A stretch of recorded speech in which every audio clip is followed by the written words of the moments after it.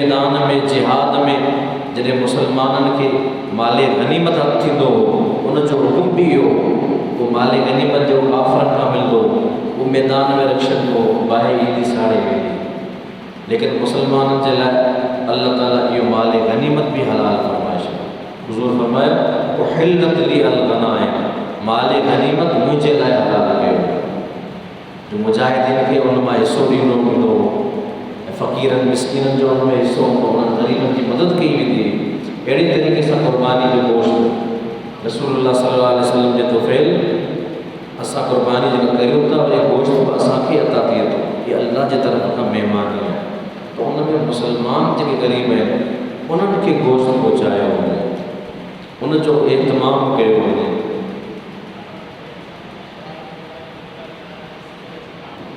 ख़ासि तौर ते जानवर जॾहिं माण्हू ख़रीद करे त जानवर में हर उहा शइ ॾिसे।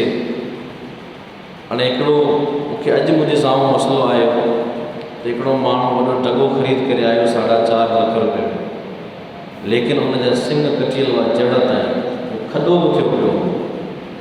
मूं चयो हुनजी क़ुर्बानी जाइज़ कोन थी, छो हुनजो जेको हॾी हूंदी आहे सिंगनि जी वरी नरम हॾी ईंदी आहे, उहा नरम हॾी बि कटी वई आहे, लिहाज़ा नरम हॾी जेकॾहिं ज़ाहिर थी वञे त जानवर जी क़ुर्बानी जाइज़ कोन्हे। त अहिड़ा मसइला हुज़ूर सल्लल्लाहु अलैहि वसल्लम हुज़ूर पाण इरशाद फरमायो इस्तशरिफ़ु अल ऐन वल उज़ुन, जानवर जो अखियूं ऐं कन ठाहे ॾिसंदा करियो ख़रीद करण जे वक़्तु। अहिड़ो मसइलो हिकिड़ो पेश आयो पंहिंजे ई मेमण ॻोठ में हिकिड़े माण्हू मग़रिब जे टाइम ते जानवर ख़रीद कयो जंहिंजी हिकिड़ी अखि कोन हुई, हुन ख़रीद करे छॾियो, हुनखे सस्तो मिलियो वठी छॾियो। बाद में हुन जॾहिं चेक कयो त हुनजी हिकिड़ी अखि आहे ई कान, हुनजी क़ुर्बानी जाइज़ न आहे। क़ुर्बानी न कई ऐं क़ुर्बानी जा 3 ॾींहं गुज़री विया। जेकॾहिं जानवर ख़रीद कई हुई ऐं क़ुर्बान कोन कई त हाणे हुनजे मथां लाज़िम आहे ज़िंदा जानवर ख़ैरात करे छॾे। ऐं जेकॾहिं जानवर ख़रीद कोन कई हुई, क़ुर्बानी वाजिबु हुयसि पर क़ुर्बानी कोन कई त हाणे उनजी क़ीमत सदको करे छॾे, इहो हुन ते लाज़िम आहे। जेकॾहिं जानवर वरितई ऐं क़ुर्बान न कई, हाणे अॻिए साल उहो चाहे थो त गुज़िश्ता साल वारी क़ुर्बानी करे छॾियां त कोन जाइज़ कोन थींदी, बल्कि उनखे ज़िंदा जानवर ख़ैरात करणो आहे। जेकॾहिं ज़िंदा वठी छॾई आहे ऐं जेकॾहिं न वरितई आहे त उनजे पैसा उनजी क़ीमत उनजे मथां लाज़िम आहे ख़ैरात करणु के ग़रीब खे ॾियणु। राति जो क़ुर्बानी करणु मकरूह आहे ऐं उनजी वजह इहा आहे त रसूलुल्लाह सल्लल्लाहु अलैहि वसल्लम यानी मक़सदु हुनजो इहो आहे त ॾींहं मां जेकॾहिं माण्हू क़ुर्बानी कंदो त फ़क़ीर मिस्किन ग़रीब ईंदा, जेकॾहिं राति जो कंदो त उहे फ़क़ीर मिस्किन ग़रीब कोन ईंदा। इन जे करे राति जो क़ुर्बानी करणु मकरूह।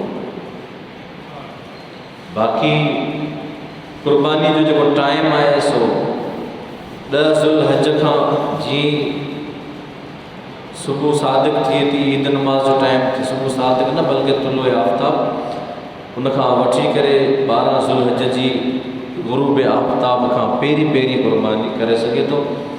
ऐं उन में इहो शर्त आहे त जे इलाइक़े में उहा क़ुर्बानी माण्हू करे पियो त उते हिकिड़ी नमाज़ ईद जी थी चुकी हुजे, पोइ पाण पढ़ी हुजे या न पढ़ी हुजे, पर उन इलाइक़े में हिकिड़ी ईद जी नमाज़ जेकॾहिं थी चुकी आहे त पोइ हाणे क़ुर्बानी जाइज़ थी।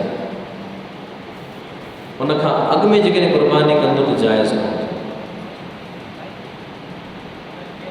थी। इसाले सवाब लाइ क़ुर्बानी कंदो उहा जाइज़ आहे। ज़िंदा जेकॾहिं माण्हू आहे, जेकॾहिं ज़िंदा माण्हू आहे त उनखां पुछणु ऐं बालिग़ उनखां पुछणु ज़रूरी आहे, छो उन ते क़ुर्बानी वाजिबु हूंदी ऐं तव्हां उनखे ॿुधाइण खां बग़ैर कंदा जेसिताईं उनखे ख़बर न आहे तेसिताईं उनजे तरफ़ां क़ुर्बानी थी नथी सघे। उनखे ॿुधायो वञे, उहो इजाज़त ॾिए त पोइ क़ुर्बानी जाइज़ थी। माण्हू ओजरी खाइण खे हराम लिखियो आहे, बाज़ उलमा उनखे मकरूह तहरीमी लिखियो आहे त छोकी उन में गंद हूंदो आहे, जाइ गंद जी लिहाज़ा उनखे न खाधो वञे। सिंध जे हिकिड़े आलिम मखदूम अब्दुल वाहिद सेविस्तानी लिखियो आहे त मकरू आहे। लेकिन हिकिड़ो अहिड़ो माण्हू आहे जेको ग़रीब आहे, जिन खे गोश्त मुयसर न आहे, उनखे सिर्फ़ु ओजरी थी मिले, त पोइ उनजे लाइ खाइणु जाइज़ आहे। अगरि से कराहत आहे, मकरू आहे, पर अहिड़े माण्हू जे लाइ खाइणु जाइज़ आहे।